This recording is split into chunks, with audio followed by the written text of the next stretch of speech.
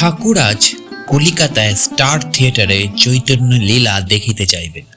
কোনখানে বসিলে ভালো দেখা যায় সেই কথা হইতেছে। কেউ কেউ বললেন 1 টাকার সিটে বসলে বেশ দেখা যায়। রাম বললেন, কেন, উনি বক্সে বসবেন। ঠাকুর হাসিতেছেন। কেহ কেহ বলিলেন, বেশ্যারা অভিনয় করে, চৈতন্যদেব, নিতাই এসব অভিনয় তারাই করে। শ্রীরামকৃষ্ণদেব তখন ভক্তদিগকে বললেন, আমি তাদের মা আনন্দময়ী দেখব, তারা চৈতন্যদেব সেজেছে, তাহলেই বা শোলার আতা দেখলে সত্যকার আতার উদ্দীপন হয়। মহেন্দ্রনাথ গুপ্ত তথা শ্রীমের লেখা শ্রী শ্রী রামকৃষ্ণ কথামৃততে 21শে সেপ্টেম্বর 1884 সালের বর্ণনায় লেখা এইসবই। এমন নয় যে সেদিনই চৈতন্য লীলার প্রথম অভিনয় ছিল, তারও মাস দেড়েক আগে থেকে 2রা আগস্ট স্টারে নেমেছে এই নাটক। চৈতন্য তথা নিমায়ের ভূমিকায় এক ও অদ্বিতীয় নটি বিনোদিনী পারফর্ম করছে। দক্ষিণেশ্বরের পাগলাটে শ্রীরামকৃষ্ণদেব গাড়ি করে নাটক দেখতে আসার আগে, নাটক দেখার সময়কার ও শেষ হবার পরের বর্ণনাও কথামৃতকারের লেখনীতে জলজল করছে। অভিনয় শেষে গাড়িতে ওঠার সময় এক ভক্তের কেমন দেখলেন প্রশ্নের উত্তরে শ্রীরামকৃষ্ণের সেই বিখ্যাত কথাটিও মনে আছে, আসল নকল একই দেখলাম। অথচ রামকৃষ্ণ ভক্ত ও চৈতন্য লীলার রচয়িতার নির্দেশক গিরিশ ঘোষের বা পষ্টাপুষ্টি বললে নটি বিনোদিনীর চৈতন্য লীলার নাটকের ইতিহাসে যে ঘটনাটি প্রবাদোপম হয়ে আছে, ভাবস্থ শ্রীরামকৃষ্ণ বিনোদিনীর মাথায় হাত ছুঁয়ে বলছেন, চৈতন্য হোক। শ্রীমের লেখায় তা পাচ্ছি না কেন? বিনোদিনীর অপূর্ব অভিনয় দেখে শ্রীরামকৃষ্ণ অভিনয় শেষে শিল্পীকে দিচ্ছেন পরম বাঞ্ছিত আধ্যাত্মিক শংসাপত্রটি, তার উল্লেখ থাকবে না? কারণটা কি লেখকের সংস্কার? 19 শতকীয় সামাজিক ট্যাবু যা শিল্পীর চরম অভিনয় নৈপুণ্যকে স্বীকার করেও করতে পারে না, কারণ শিল্পী মানুষটা তো দিন শেষে মুখের রং আর চরিত্রের স্বাদ ছেড়ে ছুড়ে ফেললেও গণিকা বই আর কিছু নয়। কিন্তু প্রত্যুত্তর দিয়ে গেছেন নীললোহিত সুনীল গঙ্গোপাধ্যায় তার প্রথম আলোতে, যেখানে তার সময়ের মেয়েরা, এমনকি তার চাইতে অনেক পরের মেয়েরাও সেই কবে সেকেলে হয়ে গেল, তাদের ন্যাপথলিন নিম পাতা দিয়ে তুলে রাখা যায়। কিন্তু বিনোদিনী জ্বলন্ত মশাল আলমারিতে তুলে রাখবে এত সাহস কার? মেয়েদের মধ্যে কে প্রথম গ্রাজুয়েট, কে প্রথম ডাক্তার, কে প্রথম ট্রেড ইউনিয়ন লিডার, প্রথম হ্যানা ত্যানা সব কুইজের বইতে রয়ে গিয়েছে। বিনোদিনী কোনো কিছুতে স্থান পায়নি। কিন্তু কোনো কিছুতে প্রথম না হয়েও বিনোদিনী ইতিহাসে রয়ে গেছে অদ্বিতীয়। বাংলা থিয়েটার জগতে রয়ে গেছে আজও যুগশ্রেষ্ঠ, ইতিহাস শ্রেষ্ঠ অভিনেত্রী। মাত্র 12 বছরের ক্যারিয়ার, মাত্র 12 বছরের অভিনয় জীবন, সির্ফ 2টি গদ্য লেখা প্রকাশিত, তাতেই all time superhit, all time blockbuster. Box অফিসে বেস্ট সেলার লিস্টে গত 2-5 বছর কাদম্বরী বৌঠানি কম্পিটিশন দিচ্ছে বটে, তবে সে নিতান্তই রবীন্দ্রনাথের ধোয়াটের রোম্যান্টিক ইন্টারেস্টের সাইড রোলে। বিনোদিনী আজ অব্দি কারোর স্যাটেলাইট রাইট হয়ে ওঠেনি, হয়নি কোনোদিনও। বিনোদিনীর কথা উঠলে গিরিশ ঘোষের কথা ওঠে ঠিকই, তা বলে গিরিশকে চিনলে মোটেই চেনা হয় না বিনোদিনীকে, বরং বিনোদিনী গিরিশকে বেশ কিছুটা চিনিয়ে দিতে পারে। বিনোদিনী তার আত্মজীবনের জন্য গিরিশকে ভূমিকা লিখতে বলেছিল, কিন্তু সে লেখা তার পছন্দ হয়নি। বিনোদিনীর মনে হয়েছিল সত্যি কথাগুলো চেপে গিয়েছেন গিরিশ ঘোষ। গিরিশের ভূমিকা সে বাদ দিয়ে নিজের বই ছাপিয়ে দিয়েছিল বিনোদিনী। পরের বছরই সেই বইয়ের 2য় মুদ্রণ বার হয়েছিল। খ্যাতির চূড়ায় যখন ছিলেন সুচিত্রা সেন, তখন তার এমন দাপট ছিল বটে। স্টার ভ্যালুতেও সুচিত্রার খানিক তুলনা চলে এই নটি বিনোদিনীর সঙ্গে। কিন্তু মৃত্যুর 6 দশক পরেও কজন মনে রেখেছে নাটক সিনেমা তাকে নিয়ে করবে কিভাবে? বিনোদিনীর ভূমিকায় কে না অভিনয় করেছে? নান্দিকারের মঞ্জু ভট্টাচার্য, কেয়া চক্রবর্তী, যাত্রায় বীণা দাশগুপ্ত, দিল্লির ন্যাশনাল স্কুল অফ ড্রামায় সীমা বিশ্বাস, অমর এবং নিসার আল্লানার নাটকে বিনোদিনীর ভূমিকায় 5 জন অভিনয় করেছিলেন চরিত্রের নানা দিক তুলে ধরতে। ছবির মধ্যে ছবি, ধাঁচে বিনোদিনীর জীবনের ফিল্ম বানানো নিয়ে আবহমান করেছিলেন ঋতুপর্ণ ঘোষ। সেখানে বিনোদিনী করেছিলেন স্বয়ং অনন্যা চট্টোপাধ্যায় এবং তাতে রাষ্ট্রীয় অ্যাওয়ার্ড নিয়ে এসেছিলেন। এবারে সেই তালিকায় নতুন সংযোজন রামকমল মুখোপাধ্যায় পরিচালিত সুপারস্টার দেব প্রযোজিত অভিনেত্রী রুক্মিণী মিত্র অভিনীত সিনেমা বিনোদিনী একটি নটির উপাখ্যান।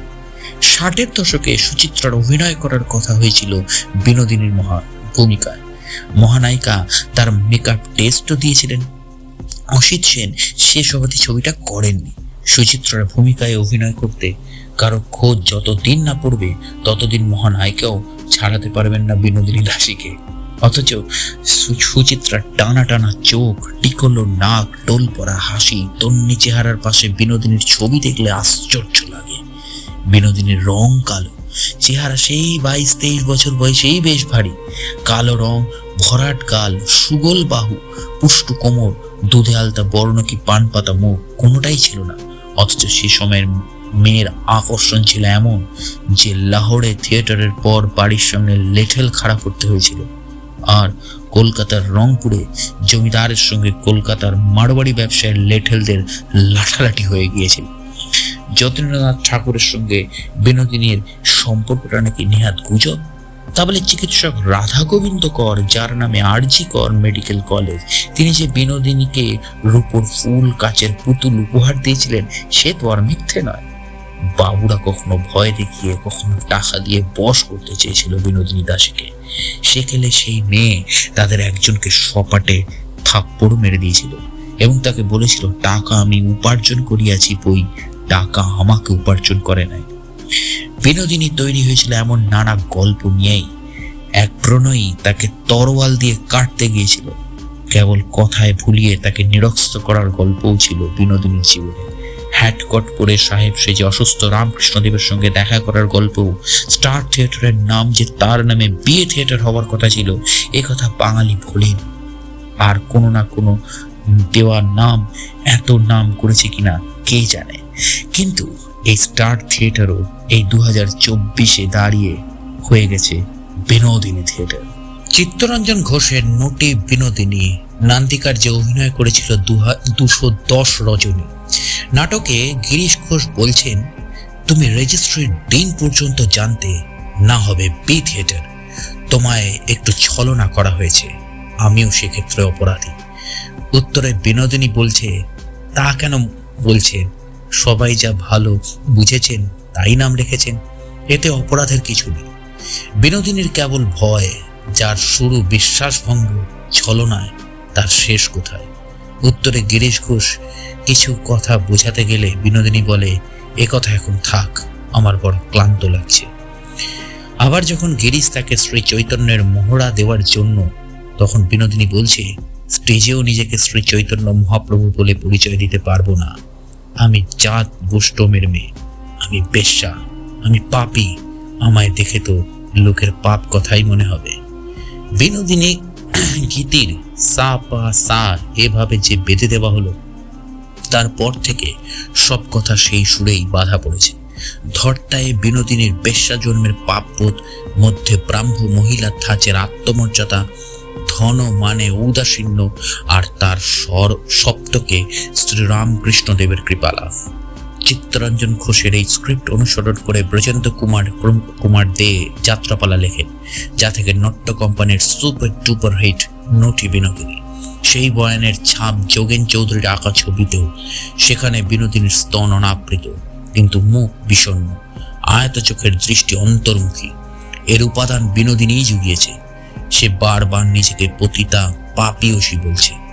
আবার আমার কথার প্রথম সংস্করণের গোড়াতেই নিজের যে ছবিটি ছাপিয়েছে, তাতে মাটন চাপ হাতা ব্লাউজ, শাড়ি চুলের ধরন, চেস্ট অফ ড্রয়ার্সের হাতা দিয়ে দাঁড়াবার ভঙ্গি, সবই সম্ভ্রান্ত মহিলাদের ছবির জন্য পোজ দেওয়ার মতো। রামকৃষ্ণদেবের আশীর্বাদে আশ্বাস মেলার কথাও লিখেছেন। আমার কথা, আমার অভিনেত্রী জীবনে এসব রসদই আছে। কিন্তু এই দুটি অসামান্য লেখা বারবার পড়লে মনে হয়, কোথাও ঢুকতে গেলে যেমন ব্যাজ দেখাতে হয়, পতিতার তকমা বিনোদিনীর কাছে তেমনি পাঠকের কাছে যাওয়ার উপায় ছিল।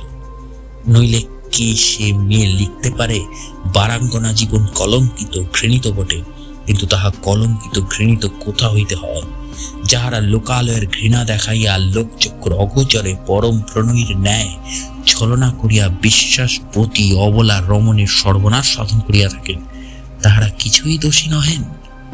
আজ এ কথাগুলো খুব নতুন মনে হয় না, কিন্তু বিনোদিনীর আগে তার সময়ে মেয়েদের যেসব লেখা বেরোচ্ছিল তার পাশের তীব্রতার চোখ ধাঁধানো।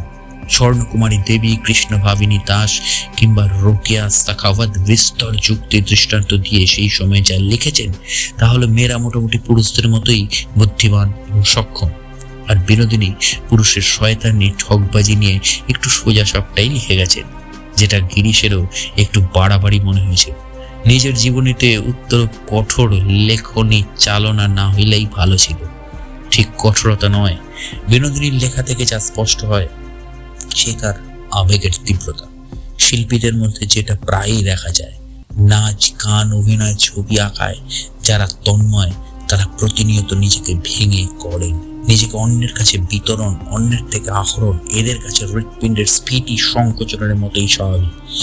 সম্পর্কে একের পর এক ঘাত প্রতিঘাত, কখনো পরম পাওয়ার উচ্ছ্বাস, কখনো সব খুয়ে অন্যকে ভাগ্যকে তিক্ত দোষারোপ। ভেতরের রক্তক্ষরণ থেকে শিল্পের স্ফুরণ এ একা বিনোদিনীর কথা নয়, তার বারাঙ্গনা পরিচয় দিয়েও এর সবটা ব্যাখ্যা চলে না। বিনোদিনীর পরিচয়ে সে প্রাইমার জোনা, সর্বকালে হিরোইনের যা স্বভাব তা দিয়ে সে অজস্র উৎপাত করেছে নির্দেশক সহ অভিনেতাদের উপর। গিরিশের নাটকে অন্য নায়িকা বেশি হাততালি পেলে জ্বলে উঠেছে কিন্তু বিনোদিনী। একই নাটকে অন্য থিয়েটারে অন্য নায়িকা বেশি লোক টেনেছে, তাও সহ্য করতে পারেনি বিনোদিনী। বিনোদিনী শুধু প্রতারিত হওয়ার জ্বালায় মালিকদের সঙ্গে সংঘাতের জন্য থিয়েটার ছাড়েনি। দেবজিৎ বন্দ্যোপাধ্যায় বলেছিলেন, অভিনয়ের ক্ষেত্রেও পাশে সরে যাচ্ছিল বিনোদিনী। বাবু থিয়েটার সবসময় নতুন মুখ চায়। বন বিহারিণীর নিতাই তখন গানের প্রতিভায় নিমাই বিনোদিনীকে ছাড়িয়ে যাচ্ছে। বিনা থিয়েটারে প্রহ্লাদ চরিত্র নাটকে কুসুম কুমারী স্টারের প্রহ্লাদ বিনোদিনীর চাইতে বেশি দর্শক টানছে। শেষের দিকে বিনোদিনী কম গুরুত্বের চরিত্র, পুরুষ চরিত্র পাচ্ছিল বেশি। বিদায়ের সময় হয়ে আসছিল বলে হয়তো। থিয়েটার ছেড়ে এক ধনীমানী ব্যক্তির সঙ্গে সংসার শুরু করলে বছর 23-এর বিনোদিনী। একটি মেয়েও হলো তার। মধ্য 40-এ ফের বিপর্যয়। 13 বছরের কন্যা মারা গেল। পরপর চলে গেলেন জীবনসঙ্গী গুরু গিরিশ ঘোষ। শোকের আঘাতে জীবনের সব খেদ আক্ষেপ যেন দলা পাকি উঠে এলো তার কলমে। ইহা কেবল অভাগিনীর হৃদয়ে জ্বালার ছায়া। এ পৃথিবীতে আমার কিছুই নাই, শুধুই অনন্ত নিরাশা, শুধুই দুঃখময় প্রাণের কাতরতা। আর এই প্রথম লাইনেই প্রকাশিত হয়ে পড়ে বিনোদিনীর সত্য পরিচয়, যা বিনোদিনী নিজেই হয়তো টের পায়নি, দাবিও করেনি। জীবনের 49তম বছরে বিনোদিনী চিনিয়ে দিল সে এক অসামান্য লেখিকা। পাঠককে ঘাড় ধরে গোটা একটা লেখা পড়িয়ে দেবার ক্ষমতা খুব কম লেখিকার থাকে। বুকে মোচড় দেওয়ার শক্তি থাকে হাতে গোনা কয়েকজনের। 31 বছরের জীবন সঙ্গীর অকস্মাৎ মৃত্যুর আঘাতের যে বর্ণনা বিনোদিনী দিয়েছিলেন, বাংলা সাহিত্যে তার খুব বেশি তুলনা মেলে না। পৃথিবীর ভাগ্যবান লোকেরা শুনিয়া ঘৃণায় মুখ ফিরাইও। আর ওগো অনাথিনীর আশ্রয় তরু স্বর্গের দেবতা, তুমিও শুনো গো, শুনো। দেবতাই হোক আর মানুষই হোক, মুখে যাহা বলা যায় কার্যে করা বড়ই দুষ্কর। ভালোবাসায় ভাগ্য ফেরে না গো, ভাগ্য ফেরে না। ওই দেখো চিতা ভস্মগুলি দূরে দূরে চলে যাচ্ছে, হায় হায় হায় করিতেছে। এই যদি গুমড়োটা কান্না হয় তো রয়েছে বুক ফাটা আর্তনাদ। ওগো আমার আর শেষও নাই, আরম্ভ নাই গো। আর তো একেবারে মৃত্যু হবে না গো, হবে না। এমন একটু একটু করিয়া মৃত্যুর যাতনাটিকে বুকে করিয়া চিতা হাসপের হায় হায় ধ্বনি শুনিতেছি। এই যে বিনোদিনীর প্রায় প্রথম গদ্য লেখা, তা বিশ্বাসই হতে চায় না। সে তৈরি করে নিয়েছে নিজের ভাষা, যা একান্তে মেয়েলি মুখের ভাষা, অথচ বলিষ্ঠ সতেজ। ফের 62 বছর বয়সে বিনোদিনী যখন আমার অভিনেত্রী জীবন লিখছেন, তখন তার ভাষা চলিত বাংলা লেখনী আরো ঝরঝরে। গল্প বলার ভঙ্গি সরস। গরুর গাড়ির উপর বাঘ কেমন হামলা করেছিল, বাদর কেমন ঘিরে ধরে খাবার কেড়ে নিয়েছিল, কিংবা ট্রেনে মুমূর্ষু সঙ্গীকে এক ফোঁটা জল দিতে না পেরে কিভাবে বুকের দুধ দিয়ে তার মুখে দিয়েছিলেন দলেরই এক মহিলা, সেসব ছবির মতন মনে গেঁথে যায় একবারটি পড়লে। অথচ বিনোদিনীর লেখা কোনো ভালো পত্রপত্রিকায় বেরোয়। রবীন্দ্রনাথের চাইতে 2 বছরের ছোট, একই বছরে দুজনের মৃত্যু। কলকাতায় দুজনের বাসগৃহের দূরত্ব মেরে কেটে 2 কিলোমিটার, কিন্তু সামাজিক দূরত্ব ছিল অকল্পনীয়। বিনোদিনীর আমার কথা পরপর 2 বছর 1912-1913 বেরিয়ে নিঃশেষিত। তা বলে ভারতী প্রবাসী ভারতবর্ষ নারায়ণ লিখতে ডাকবে, তা কি ভাবা যায়? থিয়েটারের 2টি কাগজে তার আত্মকথা শুরু হয়, দুটোতেই মাঝপথে বন্ধ হয়ে যায়। আজ বিনোদিনীর কথা লিখতে বসলে আরেক মেয়ের কথা বড় মনে হয়, সে তাসলিম।